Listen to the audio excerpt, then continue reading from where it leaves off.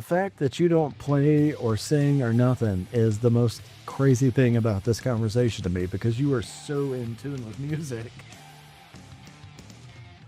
I have 3 TVs at my house, and I can't even tell you the last time any of them were turned on. If I'm at home, I'm listening to music. That's all I do, is listen to music. What was the quote? It was like, art is the way that we decorate space. Music is the way that we decorate time. God, I wish that would have been recorded. Well, it sounded so good, and the way you delivered it just put emphasis on it. But I believe that. I truly believe that. All right, guys, welcome back to another episode of Two Beers with the Band. I'm your host, Chris Schramm. Thanks to everyone that is joining us for the first time, and welcome back to those that have listened since day one. For this episode, I will be talking with Darth Marden, who I came across on a different podcast called Music Making Sense Podcast. If you're needing help with your music marketing, check out Music Making Sense Podcast. Now, on to the show. So, Darth Marden, it's been a day. How are you doing? Man, it has been Monday all day, and it's still going, but that's all right. It's 7:30 here, and we've got cold beer in front of us, so I'm doing pretty well. How about you? All right. Well, you know what? I'm here. I'm making it so far. Um, why don't you tell us a little bit about yourself and what you're drinking? Then I'll talk about mine. Sure, man. Well, like we said, my name is Darth Marden. Most people just call me Michael. The M and the Marden just is Michael and my last name.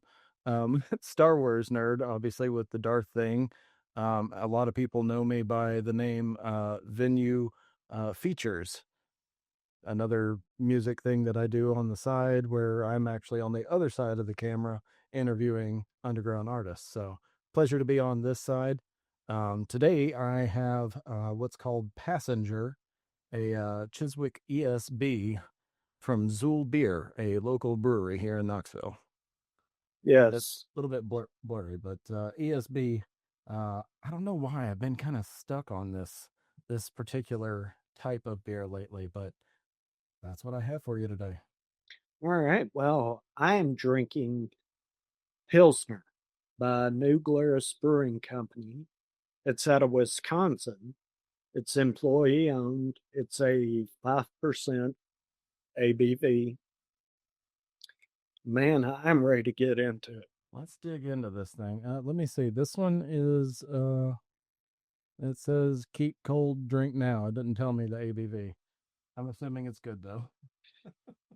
I don't understand why some brewers don't do that. They don't put the ABV on the can. It might be on here and I'm not seeing it. But hey, I did procure a glass without moving from my seat. How impressive is that? That is impressive. You didn't even see it appear, but it did. I texted my wife and she snuck it in. Nice. Nice. Oh yeah. That is nice That's, and amber. that is a pretty beer. This one is very golden and It clear. certainly is. Let's see if I can get a little bit more color. Yeah, there we go. Beautiful. Cheers, man. Cheers.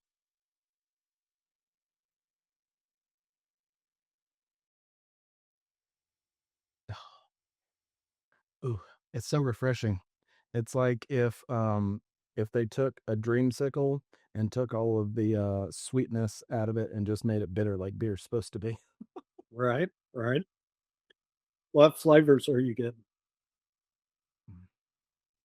I mean, really honestly, ESBs to me, the extra special bitters, always kind of have that same, and I don't really know how to describe it, flavor, but that's what's got me hooked lately.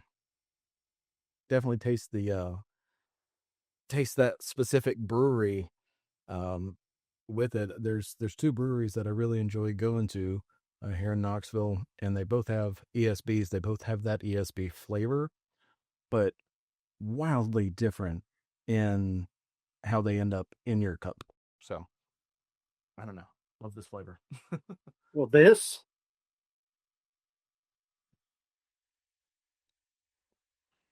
is a very light bodied beer. Um, very little sweetness. I mean, just very, very little.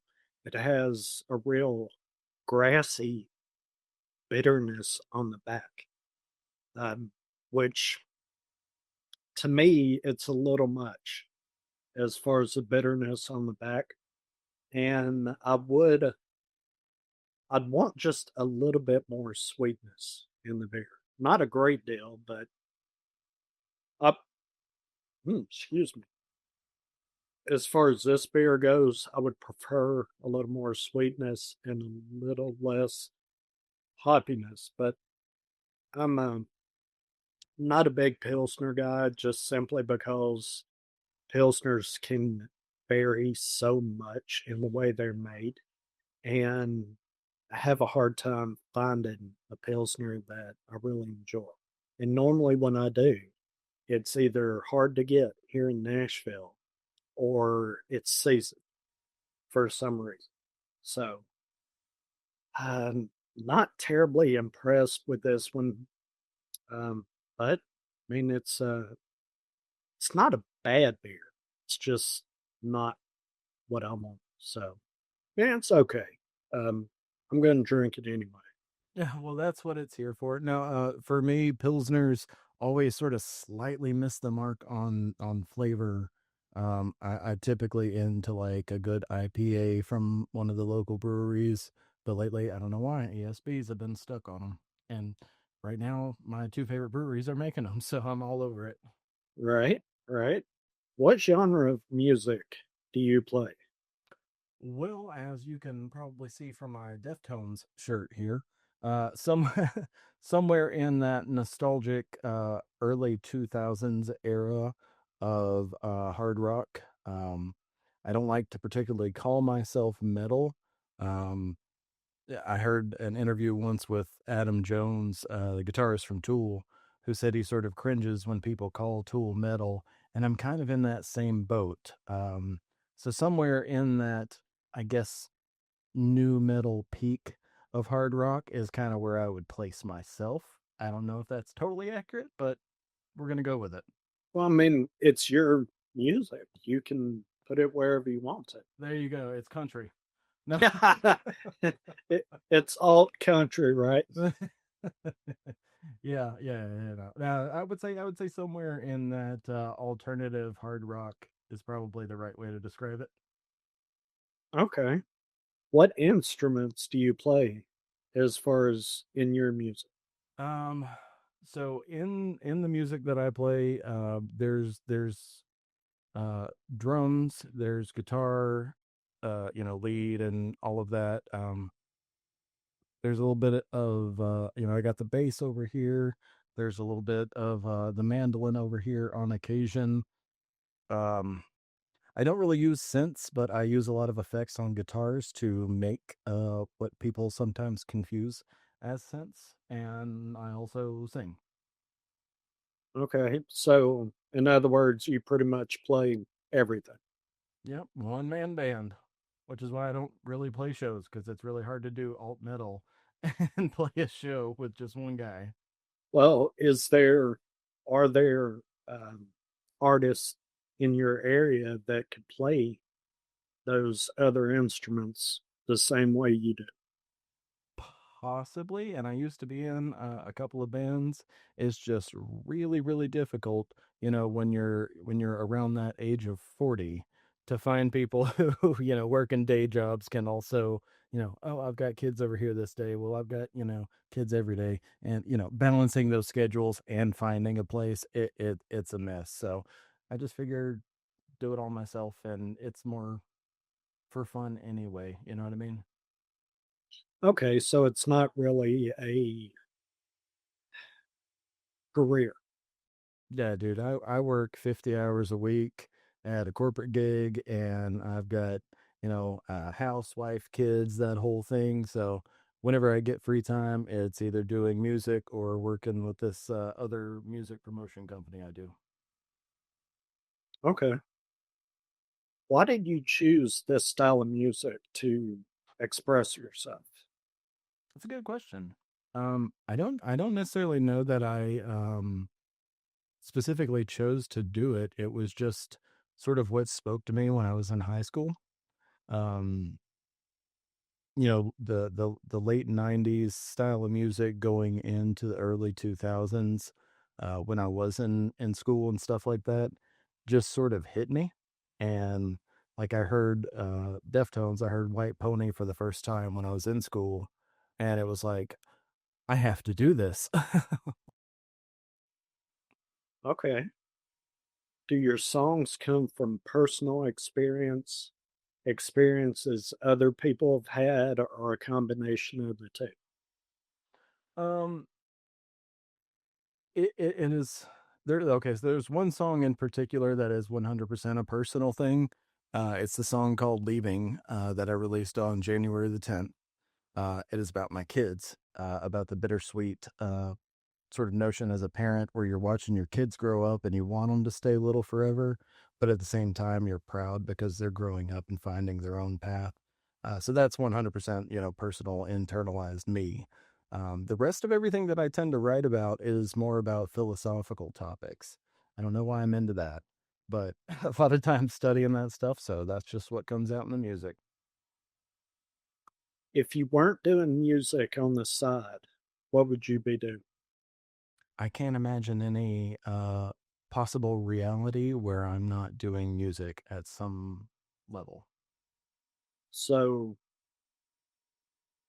music, even though it is just a hobby, it's it's a passion more than a hobby. Yeah, I think that's probably a better way to put it. I don't necessarily want to consider myself a hobbyist. You know what I mean? Because that almost sounds like you don't take it seriously. Yeah, yeah, and I didn't mean that. Yeah, no, no, I know that.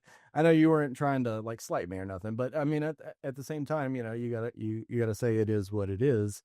I'm not out making music and making money off of it necessarily, very little to say the least. But it is something that I've always enjoyed doing. When I was 3, I don't remember this, but there's a picture that my family has in a keepsake box of me with a little red plastic guitar and a little red plastic microphone. And apparently, I was singing some sort of Travis Tritt country song.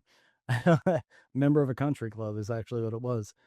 And I remember, being like 11 years old, and my uncle Curtis, who was in like a sort of hillbilly country rock style band, he gave me my first guitar. It was a Sunburst Fender Strat.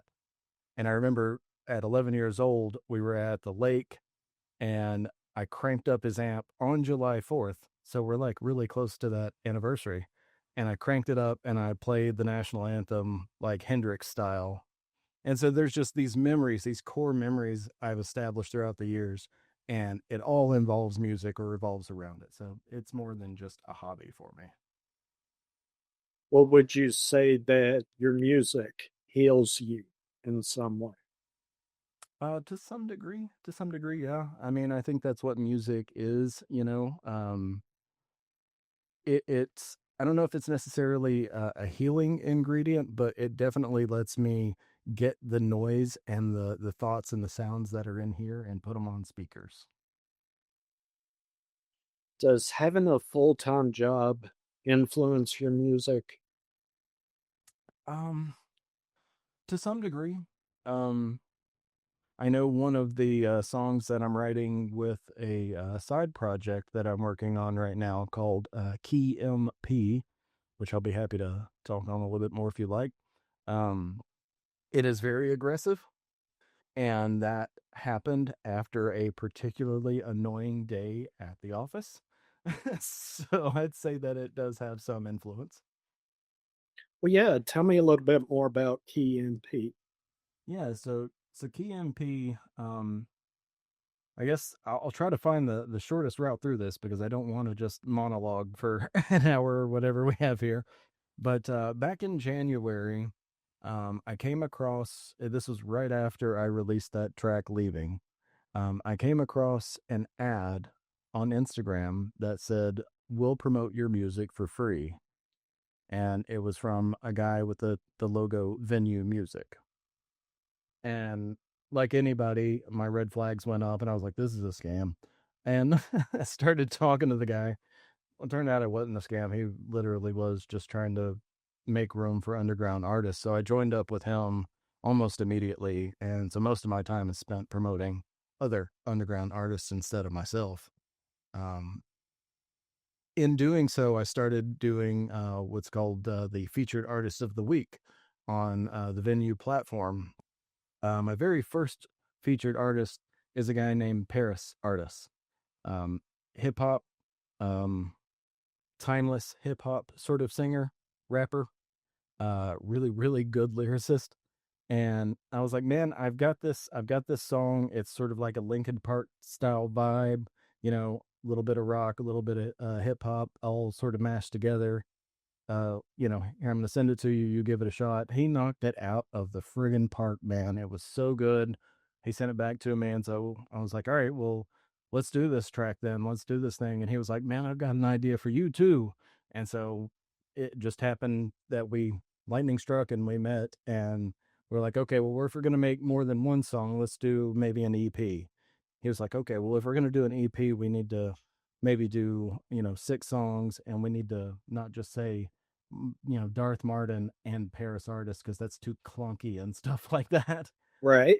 So we came up with Key MP, sounds like EMP, and M for Michael, P for Paris. So that's where that came from. Where can I where can I find some of this music? Oh, our first song is going to be released probably at the end of July. We are not completely finished with it yet. We have about 6 or 7 songs in the chamber that are currently being worked on. Okay. Now, as a single artist or even as part of Key MP, do you have unfinished music? Yeah, there's some stuff on the shelf. The first song that I sent Paris to do with Key MP, that was one that I had in the back pocket for 8 years, I think. I just had different versions of it, and it was just sitting on the shelf waiting on the right voice to come up, and I finally found him. Um, but there's probably, I don't know, an album's worth of unfinished, unreleased music that it was like, I don't know, I'm not super happy with it. Let's see if I come back to it later. Okay, I know a lot of artists have just a ton of music that they put in, you know, in their back pocket on the shelf, whatever their version is. But for you, how do you come back to that music? Um, I think for me, it's, like I was saying, I like to get the sounds that are in here out and onto speakers. Occasionally I'll have a riff that I wrote, or maybe a drum pattern that I wrote, or a bass line or something that will come back to me, just be stuck in my head of like, oh yeah, okay, I remember that song, Trivial or whatever it was called.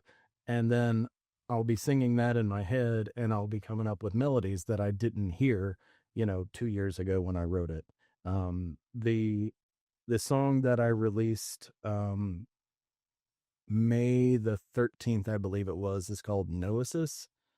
That was a song that I had those couple of riffs sitting on the shelf for about 3 years. And then I started hearing stuff to it that I'd never heard before, and came back and redid the whole track. And that was my latest single.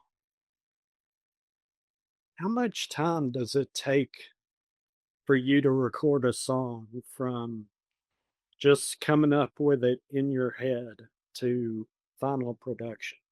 Uh, Considering you play all the instruments in the song.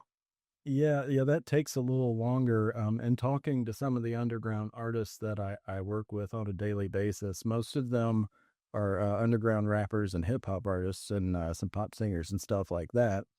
And a lot of that stuff is beats and keys, and then they can just either freestyle or write raps down, and then they can put a song out or two or three in a day. And Right. so it made me feel really slow because my process takes probably closer to maybe 3 weeks to get all of the instruments down and then go through the production process and get everything exactly how I want it sonically, and then another probably week of like adjusting little knobs and then listening to it in the car and then adjusting another knob, all Right. that, and then I'll upload it to get it on a streaming platform, and then it'll be probably another 4 weeks before it's actually released. So all in all, I would say 2 months is a pretty good guesstimation on if I started a song now in about 2 months, it would be released. Okay. Um, do you feel like that much time and that much effort going into your music, do you feel like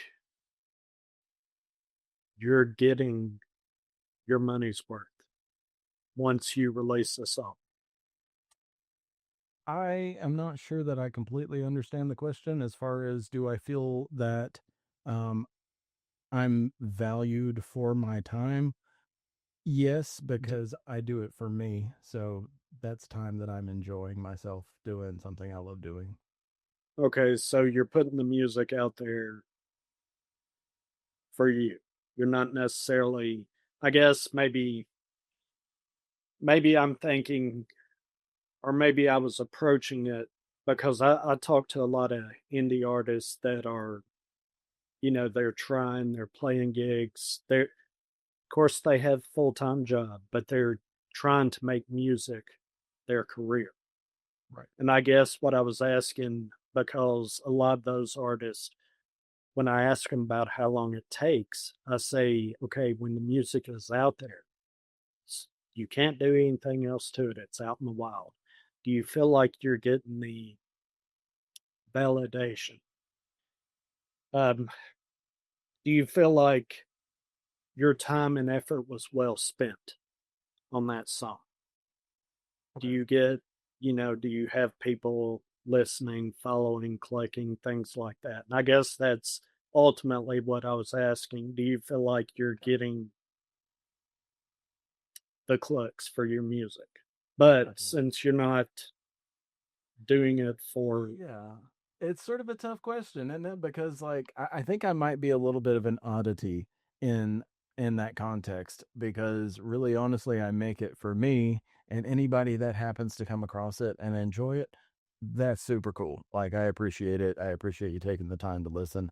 I've got a handful of people who really enjoy it and get excited when I drop a new song or release new music or things like that. And that's really cool. But part of what I talk about in this music promotion stuff with Venue is like as an indie artist, as an underground artist, you have to be able to write, you have to be able to produce, you have to be able to master and mix, and you have to be able to promote yourself too. So you literally have to do everything or have a team and a bankroll to do it for you. And when it comes to the part where, I'm building up some hype for the release, I'll release the song, I'll make a video, and then I'll do like 3 weeks of content. So you really have to turn into a content creator after the release, or you're just releasing it to an empty void where nobody's really going to find it. You have to make people find it. And that's the part where I enjoy doing it, but I would prefer to do that for other people rather than try to, beg people for clicks. Like if you do listen to it, awesome. I really appreciate your time, because attention is a valuable commodity these days. That's what we're all vying for is people's attention. Just to give a few minutes to listen to a song is it doesn't seem like a lot to ask, but time is a valuable thing these days, and everybody's always busy. So if you have, 3.5 to 5.5 minutes to listen to a Darth Marden song on your way to the grocery store, that's time that you're giving me, and you're not going to get that back. But I appreciate your time. So do I feel like I get the value for what I put in to promoting myself, I feel like I get more than that, and I'm appreciative of everybody who listens. Okay. Since you play all the instruments, how difficult is it to make a music video? Um, quite. It's quite difficult. I um I have my kids help with it sometimes.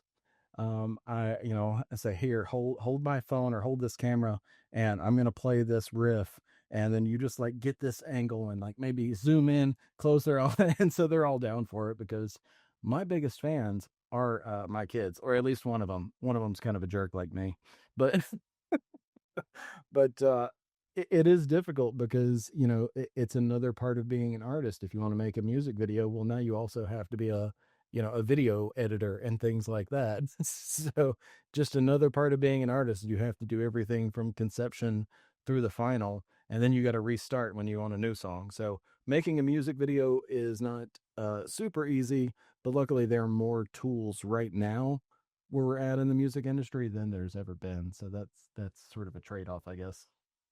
Well, when you tell these underground artists that they have to write, sing, produce, promote everything that you just said, how many of those artists just look at you and say, "I can't do all that," or do they sit there and it just kind of overwhelm them, and you can just see it on their face, like, "I don't think I can do this."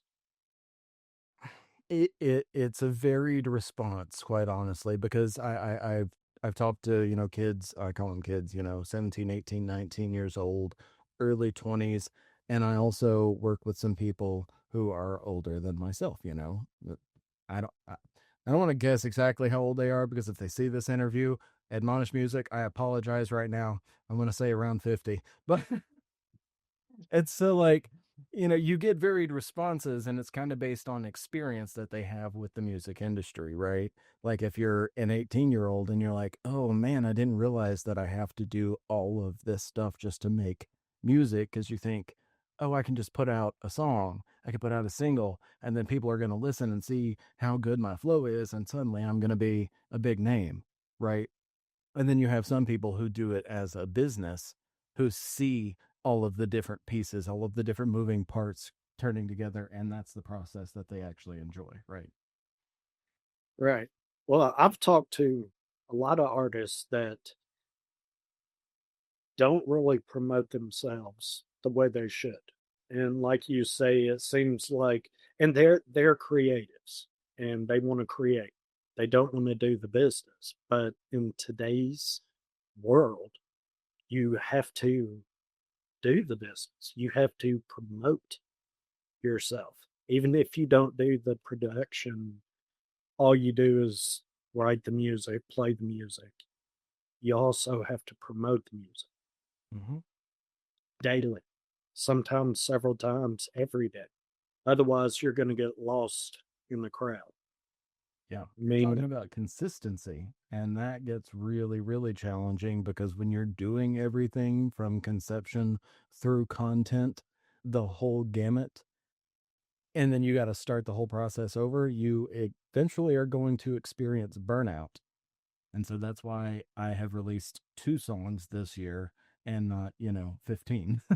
right, right, All right, y'all. What's up? My name's Harkos. I edit everything around here at Two Beers of the Band podcast, but I wanted to hop in here real quick and let you know a little bit about my podcast called Music Making Sense Podcast. All links are available at mmcpod.com, of course. But what is Music Making Sense Podcast?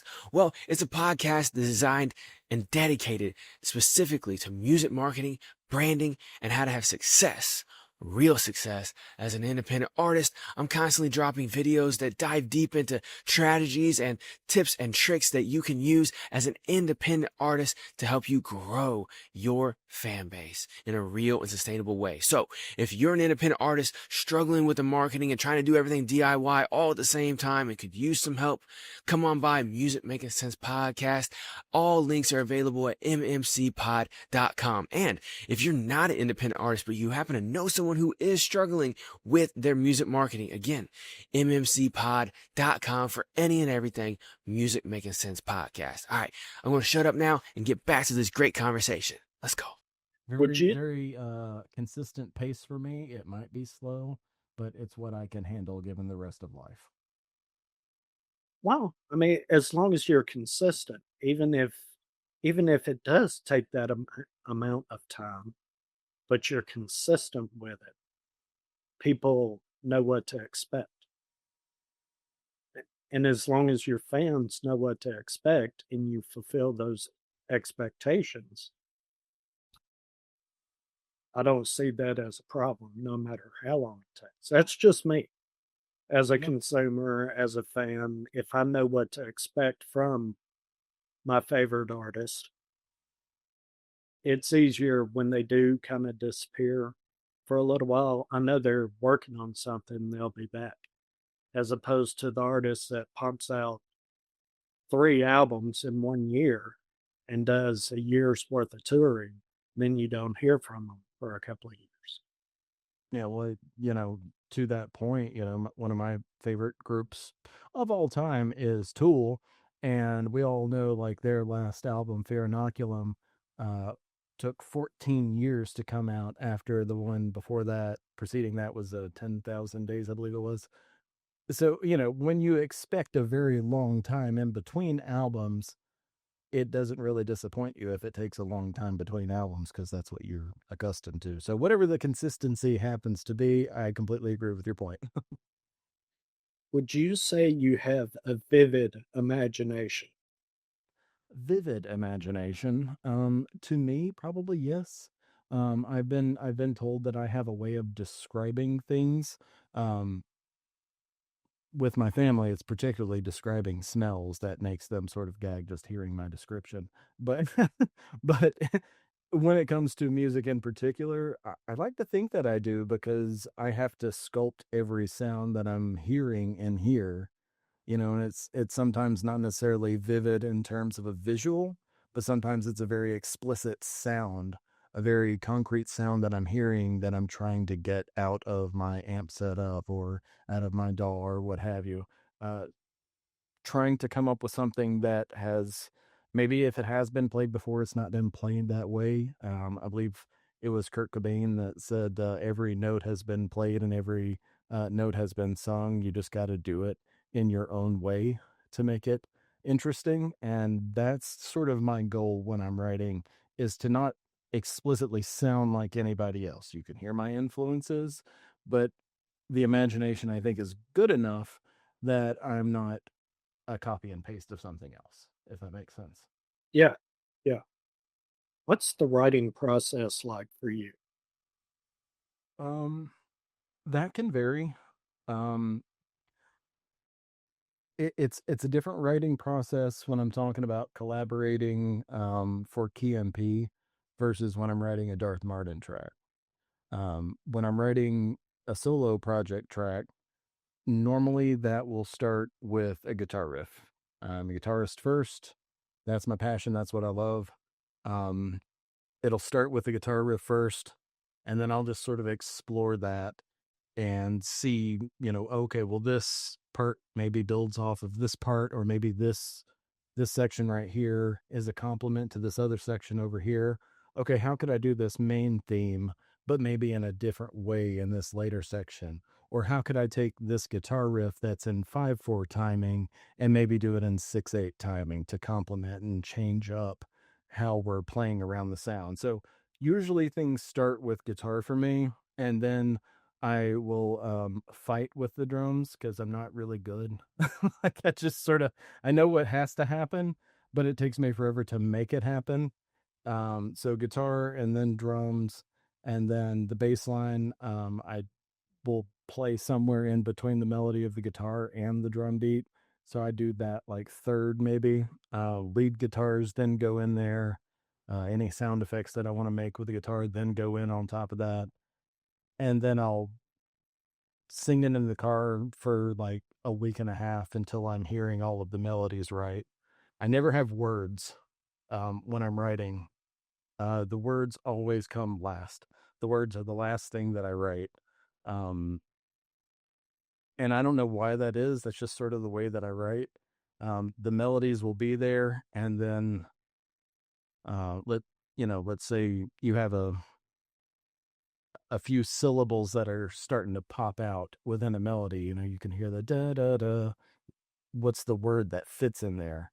So the words always come last, and then once I have a set of words, then I'm like, okay, here's the theme of the song, and then we'll add context. Okay.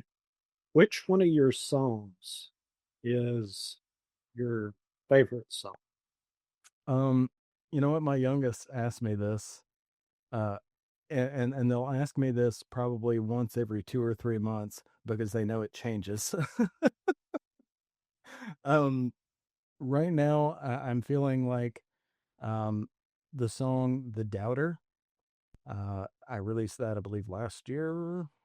Can't remember.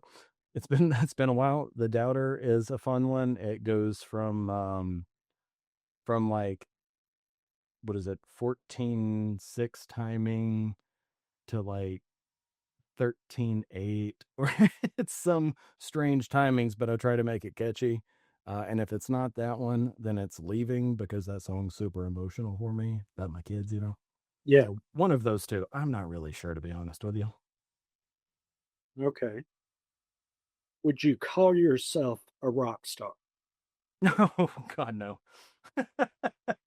No, no, no, no. Far from it. I am a parody of a rock star. I sort of poke fun at what it would be like to be a rock star, because I'm just some dude, man. I'm just I'm just some guy. I'm just a dad. Okay. All right. What's your favorite genre of music? Got to be alternative metal. You know, things like Deftones, things like Korn, things like Tool, things like Incubus.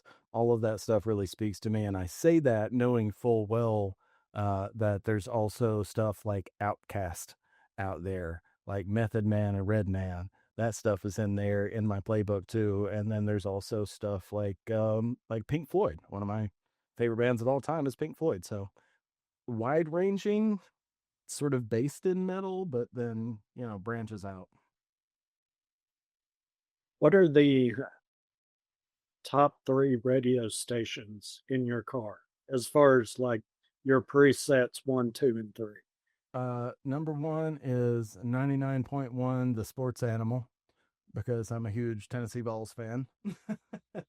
Being here in Knoxville, man, we're all Right, orange. right. We're all orange here. The next one after that is the one that is programmed to my little Bluetooth adapter that goes to my phone for Spotify. And those are literally the only two I have programmed. It's either sports channel or Bluetooth to my Spotify. Okay. Who's out there listening to your music? Who are your fans? Um, no, number one is my kids. Um, After that, it's the venue community, and huge shout out to everybody in that. Um, I think I'm one of maybe three rock artists associated with this giant, like 4,000 member community. Most of them are hip hop and underground artists and things like that, but they're the ones who really celebrate me the most. And that's sort of the message that I would give to anybody, any musician in any phase of their career, no matter what the genre is build a community. Because once you have a personal connection with somebody, you are more likely to have a repeat listener than anybody that you're on social media going, please go listen to our song. We sound like such and such. But you keep referring to underground artists. Do they not fit a certain genre? Or is underground just kind of an all encompass It's genre? all, yeah, it's all encompassing for anybody that is an indie artist. It's kind of like saying indie artist. To me, it's the same thing. Indie kind of refers more to instrument based, maybe. And then underground maybe refers to more like producer and hip hop. maybe I had that wrong. That's just sort of always the distinction that I hear people kind of tacitly making. Yeah. that, Yeah. that that's kind of where I'm at with it. The community that I'm referencing with venue, I always say underground artists because it is predominantly hip hop and rap. Okay. Do you interact with your fans on social media? Oh, constantly, constantly. I don't interact as Darth Marden though. They all know that I am Darth Marden, but I also like, I guess, number two in command of venue music. So I'm always interacting with them as venue features. So venue features that profile on Instagram and TikTok. People know me as that. And I spend more of my time promoting their music and making reels for them and trying to get them heard than I ever do myself. Okay. Well, I have a quote here from you that I would like to know why you put this on social media. Sure. It says Darth Martin crafts music for the outsiders, a signal cutting through the noise of belief, conformity, and fear. Each song is a world, each video a crack in the surface of reality. Alternative, dark, heavy, electric. This is music for the ones who don't pray for salvation, they forge it. Yeah, I mentioned that I write a lot on philosophy and things like that. Basically, each of the songs that aren't the song about my kids, each of those songs are on a very specific philosophical argument, either for the existence of God or against the arguments for the existence of God. So a lot of my topics that I talk about in my music are in that realm. And whether you believe or whether you don't believe, the entire concept of the music is to make you think about it. And even if it's not about the existence of God, maybe it's about status quo. Maybe it's about making you think of it's literally just about making you think about something rather than being just a copy paste stamp of whoever is beside you on that given day. That's all that is. So in other words, you're letting the listener come to their own conclusion about how to translate the song. A little bit. A little bit. The only one that I really say here's what it's about is the one about my kids. Okay. So do you do you ever get emails or messages from fans talking about the way your music has affected them? Um, I can't really say that I have. Um, the only time that I ever really get to talk in depth about what the songs mean is with my youngest. They're a super huge fan of mine and love that kid. But, the other day they came up to me and they were like, "You know that song, The Doubter?" And I was like, "The one I wrote?" They were like, "Yeah." I was like, "Yeah, I wrote it." And they were like, "That song's a banger." This kid's so funny. And I was like, okay, well, thanks. What'd you think about it? And they said, the first couple of times I listened to it, I didn't understand it a whole lot because the time signatures are weird and the rhythms are sort of funky and stuff like that. But I listened to it again and it's actually really catchy. And what did you mean by such and such line, whatever line they happen to ask me about? That's the only time that I've ever talked about the philosophy behind the music, I think. Well, it's interesting that I wonder if when people listen to your music, if they don't understand it at first and they come back and listen to it over and over and over and then build their own translation in their mind of what the song means, and then it makes that song appeal to them that much more. And then the fact that The hope. your timing is off a little bit, it gives them something else to grab a hold of. I mean, that's the sort of hope. Like I make it to stay interesting for myself. But if somebody's going to listen to it, I'd like to think that they're taking those deep dives and they're going, wait a minute, what was that about? And they go back and they listen to it again. They're like, why am I nodding my head, but then I'm suddenly not on the beat? What's happening? You know what I mean? Like it makes them sort of think two or three times about it. Um, if that is what's happening, and I know a couple times that people told me that did happen to them, specifically with my business partner with Venue. Uh, he told me he was kind of doing that same thing and was like, okay, so you went from 13.8 to 14.6. What were you on? And I was like, dude, like totally sober, wasn't on, wasn't on nothing. But if I'm keeping it interesting enough that people are coming back, then I don't feel like I am a part of some of the disposable music that is out there right now. And I don't mean that it's bad. I mean disposable in the sense that people are writing to try to get notoriety, trying to make it appeal to the most people possible, as opposed to making something that is creatively expressing themselves as an individual. That's the hope. Maybe I'm just being, pretentious. Well, if you get a fan base that just loves you and you keep producing the same music, you're going to keep those fans for a long time, as opposed to, like you were saying, disposable artist or disposable music.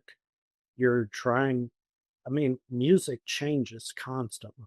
So to stay relevant, you're going to have to change constantly, especially if you're in a certain genre and you want to stay there. You're going to have to go with what's working. And I think at some point, you do lose yourself as an artist. What Quite possible. what drove you to being an artist and being in music?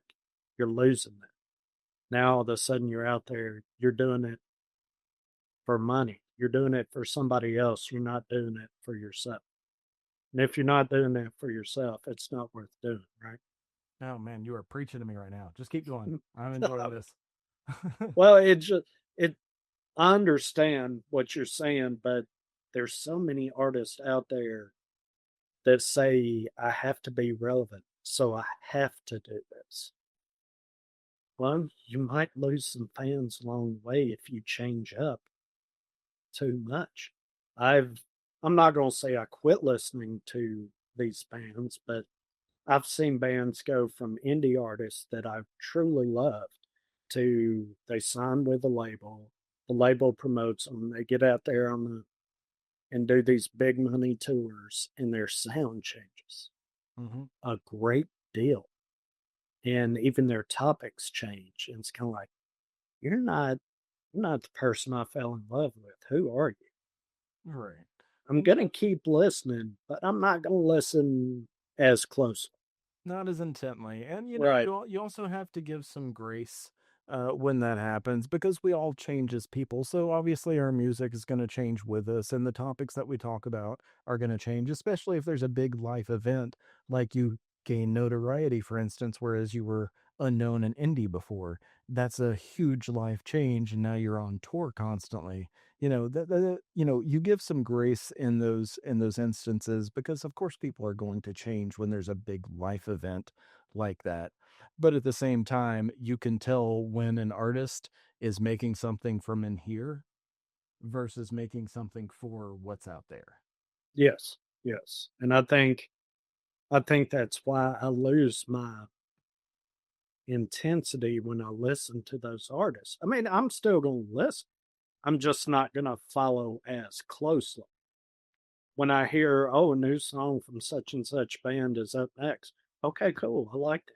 But I'm not going to run out and try to find the album and, you know, download it and then just listen to it, front to back because I know it's not who I fell in love with. But I will listen to the music that's out there, and eventually I'll download the album, I'm sure, but I won't Right. approach it with the same intensity that I did when I first discovered. The same vigor, the same fervor. Well, who is Yeah. who's an artist for you where it doesn't matter everything that they did before versus what they're doing right now? Who's something that you always attach yourself to? Well, there's a band out of Nashville called Larkin Poe, and their music is going a little more mainstream. Um, it's not it's not kind of the classic blues, southern rock vibe that it used to be. It's more of I'm not going to say pop country. And if for some reason they were to run across this interview, I'm sure they would completely disagree. But as a consumer and as a fan, I'm still a fan, and I like the songs I'm hearing. They're just not what made me fall in love with the band. Sure. No, The that makes way total sense. the way they play the guitars, the way they play their instruments are still there. They're just not up front like they used to be in some of their older stuff. I can relate And to that, man. I I, enjoy. I think everybody kind of experiences that with artists, though, right? Yeah, yeah. And I mean, like you say, artists do change. And artists that are in it for a career and they get signed by these labels, they have to do what the contract says. And I appreciate that. You got to do what you got to do, but at the same time, I hate when a contract takes the creativeness out of the artist. Yep. But the people who are on the business side, they got to sell the music. They got to appeal to the masses, and they know what works.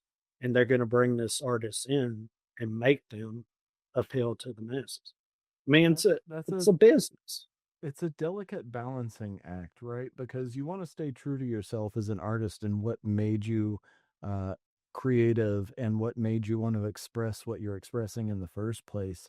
But at the same time, like you want to make a comfortable living, so you've got to ride that balancing act. Like for me personally, the same sort of thing is like listening to Hybrid Theory with Linkin Park versus listening to One More Light, their last album prior to Chester. Uh, Rest in peace. But listening to those two albums, it's like totally different bands. You know what I mean? So Yeah, I get what you're talking about. Why, thank you so much. I just had my favorite person in the world bring me my second beer. awesome. I just opened mine a little while ago. So cheers to Cheers the to you, man. second beer. Now, you mentioned that typically when you have people in studio, you have different types of beers. I am drinking the same ESB as before, so apologies for throwing off the groove of your show. Beware the groove. Oh man, there's no problem. Everybody's gonna do what they do. Look at that. That's beautiful. I love It it. is a pretty beer. Cheers, man. Cheers. Mm. So, two beers with the band. Can you just, I know that you're interviewing me here, but can you just tell me where this idea came from? It's such a cool idea. All right. I love talking to artists. I love talking about music. I cannot play a note. I can't sing a note. I'm the farthest thing from an artist that you could possibly imagine. But music is my thing. My heroes are musicians. They're not football players. They're not athletes. They're not movie stars. Honestly, I enjoy sports. I enjoy movies, but it's, hit or miss on meeting those people. I don't really care. I live here in Nashville, so I've met so many musicians, and I do my best when I meet these musicians, these artists, not to be all fanboy, but it's difficult, and musicians are my heroes. So, little bar that I go to, not as frequently as I used to, but I went in one night and my buddy that was supposed to be there, he didn't show up. Something came up, he couldn't make it. Okay, no big deal. I have a few beers, head to the house. Um, so I'm sitting there having a beer, and I'm hearing these two guys beside me talking about music. So I said, "Well, I'm gonna listen in, but I'm not gonna lean over, but I'm gonna pay attention." So they're talking about music, and I find myself sitting there with the empty glass. I have finished my beer because I'm listening to them talk about music. Bartender comes up and says, "Do you want another?" I'm like, "Yeah, whatever I was having, give me another one of those."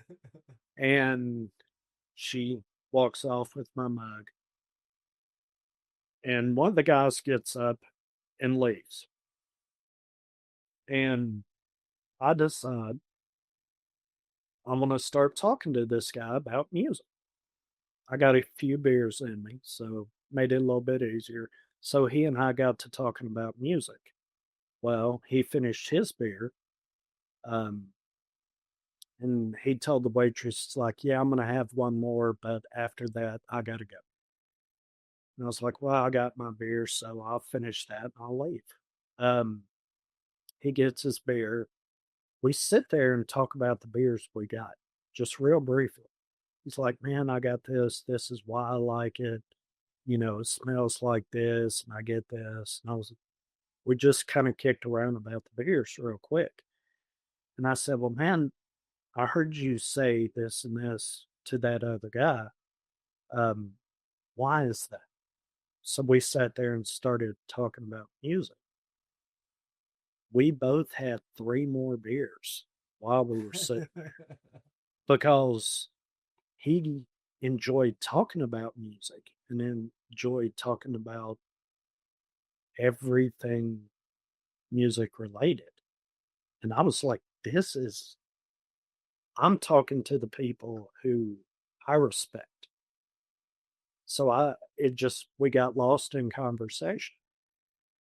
And, we paid our tab and we left. And I thought, man, that was such an awesome time.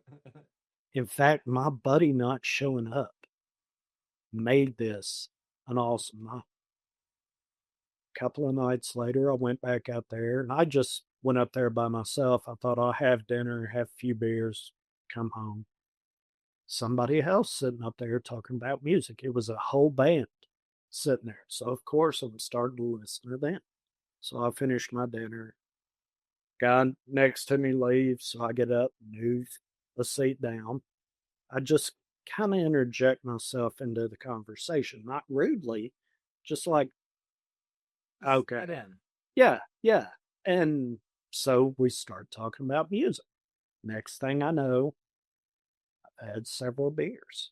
And the band kind of dropped off one by one because they had to leave. And we ended up closing the bar down that night talking about music. And I was like, I enjoyed that conversation so much. The artist enjoyed the conversation. So why can't I do this on a scheduled event? Why can't I do a podcast because some of these artists have gone, man, you asked some really good questions. I've never thought about that before. And You've hit me with a couple curveballs tonight, not gonna lie. and and I was thinking to myself, you know what? Why don't I give it a try? Because I enjoy talking to musicians. Musicians enjoy talking about themselves if you can get them to do it. And if you What ask better way? exactly, You are a genius. I would like to think so. I'm sure people would disagree, but I thought, you know what? Why not give this a shot? By God, I'll, beer will open them lips. yeah, yeah. And you know what? Even the artists that don't drink, and I've run across several, when you get them talking about themselves and you ask the right questions, people will open up. And that's ultimately what I want. I want a musician, an artist to open up and tell their fans, tell me things that they don't put out on social media, things their fans don't know about.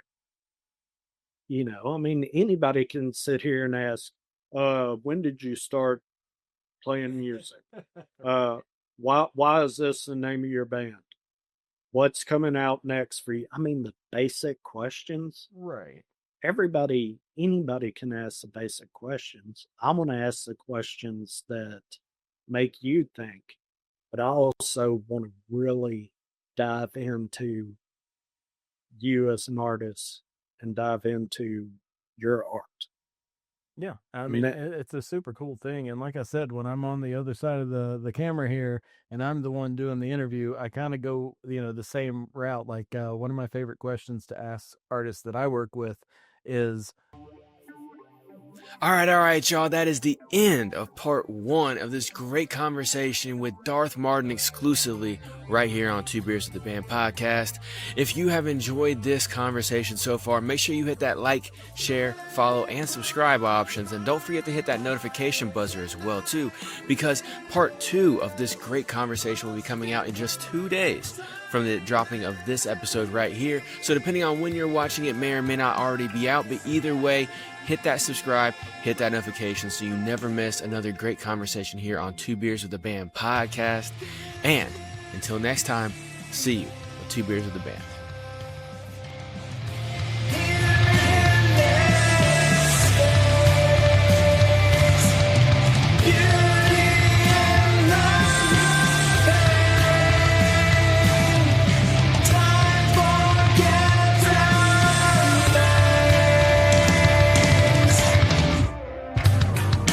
Certainly